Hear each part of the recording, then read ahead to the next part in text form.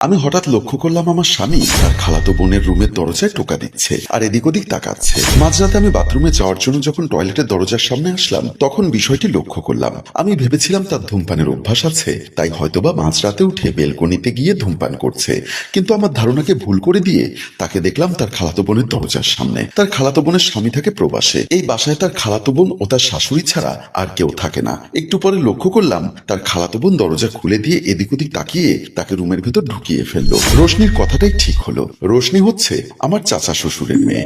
আজ যখন আমার স্বামী আমাকে নিয়ে তার খালাতো বোনের বাসায় বেড়াতে আসার জন্য রেডি হচ্ছিলাম, এমন সময় রোশনি এসে আমাকে বলল, ভাবি আপনারা কোথাও বেড়াতে যাচ্ছেন নাকি? হ্যাঁ রে রোশনি, তোমার ভাই অফিস থেকে এক সপ্তাহের ছুটি পেয়েছে, তাই আমাকে বলেছিল কোথাও বেড়াতে যাওয়ার জন্য। রোশনি মৃদু হেসে বলল, মানুষ ছুটিতে বেড়াতে যায় কক্সবাজার, সিলেট অথবা সুন্দরবনে, কিন্তু আপনারা এত জায়গা থাকতে ভাইয়ার খালাতো বোনের বাসায় কেন বেড়াতে যাচ্ছেন? জানি না বোন, সে খুব করে বলল ওর খালাতো বোনকে দেখতে নাকি ওর মন চাচ্ছে, আর তাছাড়া ওর খালাতো বোনের নাকি আপন কোনো ভাই নেই, তাই তোমার ভাইয়ার একটা দায়িত্ব আছে, তাই আমরা ওখানে যাচ্ছি।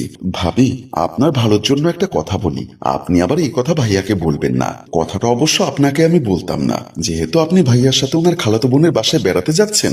ভাবি আপনি চোখ কান খোলা রাখলে আমার কথার সত্যতা পাবেন। ওর কথার মধ্যে আমি কেমন যেন একটা সন্দেহের গন্ধ পেলাম, তাই উৎসুক হয়ে ওকে জিজ্ঞাসা করলাম, ঠিক আছে বলবো না, কি কথা বলো।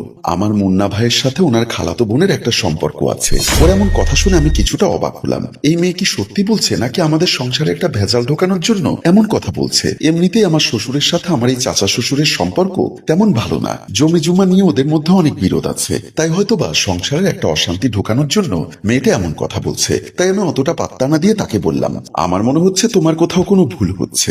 আপনি যেহেতু বেড়াতে যাচ্ছেন, আপনি একটু চোখ কান খোলা রাখবেন, তখন আমার কথা সত্য মিথ্যা প্রমাণ পাবেন। তখন তার কথাকে পাত্তা না দিলেও এখন আমি হাতে নাতে প্রমাণ পেলাম, সত্যি তো আমার স্বামীর সাথে তার খালাতো বোনের একটা সম্পর্ক রয়েছে। আমার পায়ের তলার মাটি যেন সরে যেতে লাগলো। এই মুহূর্তে কি করব বুঝে উঠতে পারছি না। স্বামীকে নিয়ে বেড়াতে এসেছি তার খালাতো বোনের বাসায়, পাশের রুমে খালাতো বোনের শাশুড়ি ঘুমিয়ে আছে। এই মুহূর্তে যদি আমি কোনো সিন ক্রিয়েট করি তাহলে নিশ্চিত তার শাশুড়ি উঠে যাবে, আর ঘটনাটা প্রকাশ পেয়ে গেলে একসাথে দুটো সংসার ভেঙে যাবে। কিন্তু এই মুহূর্তে এমন একটা ঘটনা নিজের চোখে দেখার পর সহ্য করার মতো ক্ষমতাও আমার নেই। তাই আমি পা টিপে টিপে ওর খালাতো বোনের দরজার সামনে গেলাম। দরজার ফুটোর ভেতর দিয়ে উকি দিতেই দেখলাম আমার স্বামী তার খালাতো বোনের ব্লাউজ খুলছে। আমার মাথাটা চক্কর দিয়ে উঠলো। নিজের স্বামীর এমন হীন কর্মকাণ্ডে নিজেকে আর ধরে রাখতে পারলাম না। রাগে দুঃখে কষ্টে ইচ্ছা করছিল এক্ষুনি ট্রেনের তলে কাটা পড়ি। এতক্ষণ চোখ বুজে থাকার পরে দরজায় টোকা দিতে লাগলাম। আমার টোকা পাওয়ার শব্দ পেয়ে ওরা চমকে উঠলো। ওর খালাতো বোন রেশমি বলল, এখন কি হবে? মনে হচ্ছে আমার শাশুড়ি দেখে ফেলেছে। আমি এখানে ঢোকার আগে তোমার শাশুড়িকে দেখলাম নাক ডেকে ঘুমোচ্ছে, তাহলে উনি কিভাবে টের পাবে? তাহলে কি ভাবি উঠে গেছে? হতে পারে। তুমি গিয়ে দরজা খুলো, আমি আড়ালে দাঁড়াচ্ছি। তারপর রেশমি এসে দরজা খুলে দিল। আমাকে দেখে সে চমকে উঠলো। আমার ইচ্ছা করছিল ওর গালের মধ্যে কষে একটা চড় মারি, কিন্তু ও যেমন অপরাধী তেমনি আমার স্বামীও অপরাধী। তবু আমি রুমের ভেতরে গিয়ে খাটের উপর বসলাম। রাগে সাপের মতো ফোঁস করতে লাগলাম। এমন সময় দেখলাম আমার স্বামী অপরাধীর মতো মাথা নিচু করে আমার সামনে এসে দাঁড়ালো। আমি কোনো কথা না বলে একবার রেশমির দিকে আর একবার আমার স্বামীর দিকে তাকাচ্ছিলাম। ওদের দুজনের মুখেও কোনো ভাষা নেই। ওদের কি বা বলার আছে? এমন একটা ঘটনা ধরা পড়ে গেলে যে কারোরই এমন অবস্থা হবে। কিছুক্ষণ চুপচাপ থাকার পরে নিজেই বললাম, এই বুঝি তোমাদের ভাই বোনের সম্পর্ক? আর এই কারণেই বুঝি ছুটি পাওয়ার পরে তুমি কক্সবাজার বা সিলেট না গিয়ে খালাতো বোনের বাসায় বেড়াতে এসেছো? এ বাসায় চোরের মতো আমতা আমতা করে বলল, সত্যি কথা বলতে তোমাকে বিয়ে করার আগে রেশমির সাথে আমার সম্পর্ক ছিল। কথাটা শুনে আমার মেজাজ আরো বিগড়ে গেল।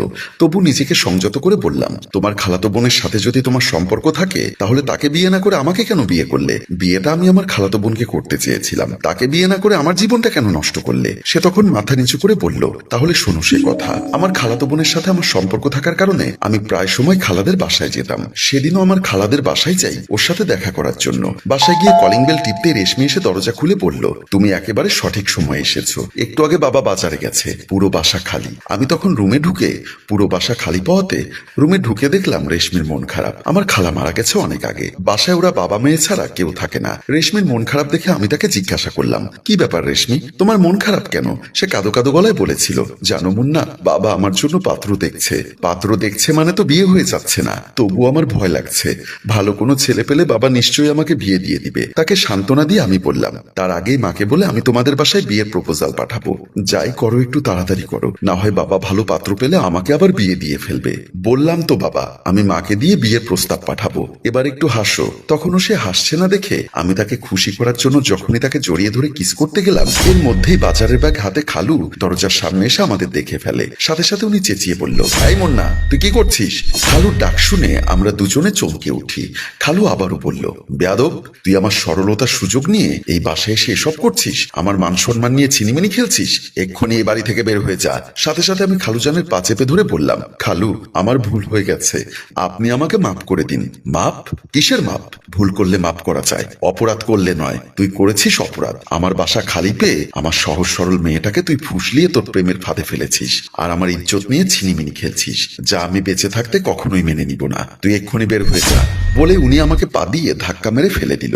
আমি পড়া থেকে উঠে ওনাকে বললাম, খালু, আমি রেশমিকে ভালোবাসি, আমি ওকে বিয়ে করতে চাই। সাথে সাথেই খালু আমাকে একটা চর বসিয়ে দিয়ে বলল, বেয়াদব, এই কথা আমার সামনে বলতে তোর একটুও বুক কেঁপে উঠলো না? তোর সাহস দেখে আমি অবাক হচ্ছি। আর একটা কথা কান খুলে শুনে রাখ, আমি মুমিন খান বেঁচে থাকতে তোর সাথে কখনোই আমার মেয়ের বিয়ে দিব না। তুই এক্ষুনি আমার ঘর থেকে বের হয়ে যা। বলেই আমার শার্টের কলার চেপে ধরে ঘর থেকে বের করে দিল। এর পরদিনই শুনলাম রেশমিকে দেখতে ওদের বাসায় একটা ছেলে ও তার মা এসেছে। রেশমির অনিচ্ছা সত্ত্বেও আমার খালু তাকে এনে ওদের সামনে বসালো। ওরা মা ছেলে মেয়ের দিকে তাকালো। ছেলের মা মেয়েকে দেখে বলল, কি নাম তোমার মা? মোসাম্মদ মমিন বিনতে রেশমি। মাশাআল্লাহ, খুব সুন্দর নাম। তুমি এখন কিসে পড়ছো? অনার্সে। আলহামদুলিল্লাহ। কোরআন তেলাওয়াত করতে পারো? সাথে সাথেই আমার খালু বলল, ঘরে হুজুর রেখে আমার মেয়েকে 30 পারা কোরআন মুখস্থ করিয়েছি। কোরআন তেলাওয়াত থেকে শুরু করে রান্না বান্না সবকিছুই আমার মেয়ে পারে। ছেলের মা বলল, আলহামদুলিল্লাহ, এমন একটা মেয়ে চেয়েছিলাম আমি। কিন্তু ভাইজান, আমার ছেলে তো থাকে বিদেশে, বিয়ের কয়েক মাস পর সে আবার বিদেশে চলে যাবে। এমন কথা শুনে আমার খালু বলল, ওদের ভবিষ্যতের কথা চিন্তা করে যদি বিদেশ যায় তাতে সমস্যা কি?